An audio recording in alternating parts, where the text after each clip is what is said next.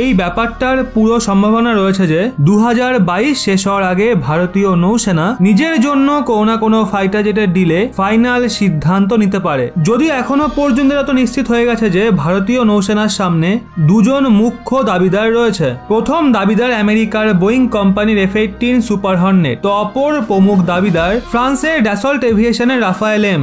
মানে এই দুই যুদ্ধ বিমানের মধ্যে কোনো না কোনো একটা যুদ্ধ বিমান ভারতীয় নৌসেনার অংশ হবে। কিন্তু তার আগে ভারত এমন কিছু ডিমান্ড করেছে যা আমেরিকার ঘাম ছুটিয়ে দেবে। আসলে ভারত দুজন দাবিদারকে পরিষ্কার জবাব দিয়েছে ভারতের নৌসেনা যে যুদ্ধ বিমান ফাইনাল করবে সেই ডিল ওই যুদ্ধ বিমানের সম্পূর্ণ ক্ষমতার ভিত্তিতে হবে। মানে ভারত যুদ্ধ বিমানের টেকনিক্যাল ক্ষমতার সঙ্গে কোন রকম সমঝোতা করবে না। আর ভারতের এই সংকেত ভারতের মিত্র ফ্রান্সের থেকে অনেক বেশি ভারতের সহযোগী আমেরিকার জন্য মনে করা হচ্ছে। কারণ আমেরিকা এমন একটা চালবাজ দেশ যে নিজের যুদ্ধ বিমানের পুরো ক্ষমতা অন্য কোনো দেশকে দেয় না। মানে আমেরিকা যে টেকনোলজি নিজের ফাইটার জেটে ব্যবহার করে তেমন টেকনোলজি নিজের গ্রাহকদের দেয় না। যেমনটা ভারত যে রাফায়েল কেনে সেই রাফায়েল স্বয়ং ফ্রান্সের বায়ুসেনা রাফায়েলের তুলনায় বা বর্তমান সময়ে অন্যান্য দেশগুলোকে বিক্রি করা রাফায়েলের তুলনায় অনেক বেশি অ্যাডভান্স। ঠিক তেমন ভাবেই আমেরিকা নিজের F-18 super Hornet fighter jet